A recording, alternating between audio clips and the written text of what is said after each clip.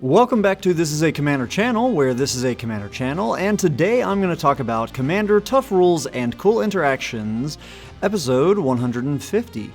Today's episode is going to take a continued look at the new Enduring Enchantment creature cycle from the Duskmourn set in this Part 2 episode that I began 2 weeks ago that looked at what happens when you animate these cards. This week we're going to take a look at what happens when you use a clone type card on one of these Enduring guys, and as luck would have it, that means that we're dipping our hands back into the layers system once more. Fans of bonus questions, stay till the end for a good one. So let's get into the first scenario. You control an Enduring Curiosity, which is an enchantment creature with flash and says, whenever a creature you control deals combat damage to a player, draw a card. It also says, when Enduring Curiosity dies, if it was a creature, return it to the battlefield under its owner's control. It's an enchantment. And then it has some reminder text there that states that it will not be a creature, just an enchantment. At some point, your Enduring Curiosity dies and comes back as a non-creature enchantment. And you want to draw even more cards during combat, so you cast a Copy Enchantment, which is an enchantment that says, you may have Copy Enchantment enter as a copy of any enchantment on the battlefield. And I just now realized after writing this script, I'm going to be saying the word enchantment a lot in this episode. Bonus points if you tally that up. And then you have it enter, the Copy Enchantment, you have it enter as a copy of the Enduring Curiosity. What will that result look like? Will the copy version be a 4/3 enchantment creature, Cat Glimmer, with those 3 abilities on it, or will it be all of that minus the creature, Cat Glimmer type and subtypes?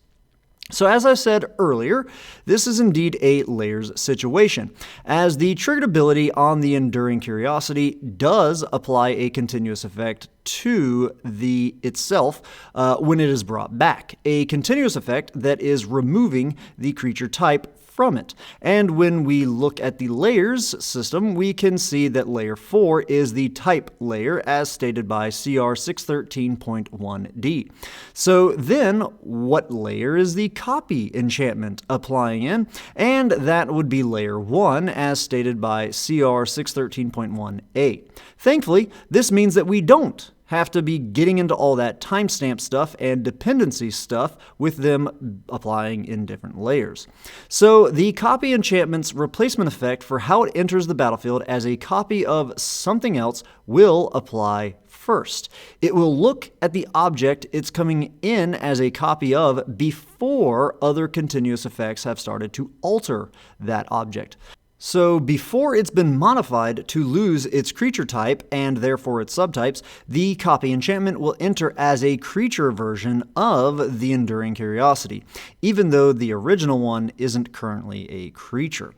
But now, for the real reason I wanted to make this episode, what happens when the copy version of Enduring Curiosity that is currently a creature dies and triggers its ability to bring it back to the battlefield? Does it actually come back to the battlefield? And if so, does its ability force it to come back as a non-creature version of the Enduring Curiosity? The answer to the first question is yes, it will bring it back. And the answer to the second question is no, but that no is specific to the forcing it part.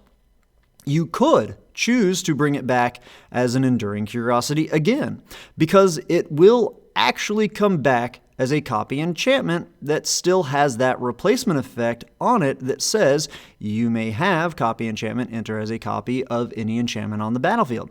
And so as it does enter, you can have it come back as the Enduring Curiosity, assuming that that is still on the battlefield as it does enter. An opponent could possibly have used some instant speed removal to get rid of it with the trigger on the stack to bring it back.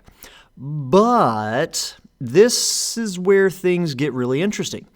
If you have that copy come back as that creature version of the original Enduring Curiosity, then it will actually come back as not a creature version this time. This obviously goes against what I just said earlier, that when you cast Copy Enchantment and have it enter as either a creature or non-creature version of Enduring Curiosity, that the layer system makes it so that the copy version will always be a creature. The reason for this is because it must still follow those rules for the effect that is bringing it back. The copy version of Enduring Curiosity had a triggered ability that said you return it to the battlefield, but it comes back as just an enchantment. I'll provide another example of this to maybe give it a little bit more context. You have Enduring Curiosity out, and you play your copy enchantment as a copy of it, and then it dies. And when it comes back, you have it enter as a copy of Archetype of Endurance, which is an enchantment creature boar with some really nice hexproof granting and removing abilities, and is a 6/5 creature. But when your copy enchantment enters as a copy of that, it will only be an enchantment with those two good hexproof abilities on it. It will not be a creature boar. It will still have the same mana cost of 6 green, but if you controlled something like Garruk's Uprising that triggers when a creature with power 4 or greater enters the battlefield, it would not be triggered by this because no creature has just entered the battlefield. Alrighty, and now for your bonus question. You control an Enduring Curiosity that is currently a creature, and you then cast Clone, which says you may have Clone enter as a copy of any creature on the battlefield, and Clone itself is a creature. And you have it enter as a copy of the Enduring Curiosity, and of course your clone version of the Curiosity then bites the dust. The triggered ability will cause it to come back, but, and I hope I worded this well enough, I hope this is not confusing for you guys, the triggered ability will cause it to come back, but can you have it come back as a copy of your Setessan Champion, which is not an enchantment, but just a creature human warrior? Or is it not able to enter as that champion because it's not an enchantment? If the answer to this is yes, it can come back as a copy of it, then will it be a creature human warrior? Will it be an enchantment creature human warrior? Or will it be an enchantment with no subtypes? And another follow-up, if you picked either options 2 or 3 from those, would it trigger its own ability of seeing an enchantment enter the battlefield to draw you a card? And finally, another follow-up, if you went with the third option, that it would enter as a non-creature enchantment that would trigger itself, would it be possible for it to get that +1/+1 counter on it despite it not being a creature anymore? It's not a 6/5, it's just a creatureless enchantment. So can it still have a +1/+1 counter on it as a non-creature? I know that that's a lot of sub-questions, but I really wanted to mess with your guys' brains on this one and see what all you guys think the results or the result would be. I look forward to seeing your answers down in the comments, and for those of you not sure of the answer, please try to take a guess anyways. I always like to see that kind of the logic behind why you said what you said. It helps to explain the answers. But yeah, check back if you didn't want to make any comment, any guess. Check back here in the comments, as I always provide corrections and confirmations to the replies that everybody makes here. Sometimes I see comments of people saying pretty negative things of like, oh, I'm not gonna subscribe to you because you just asked something and you didn't provide any answers.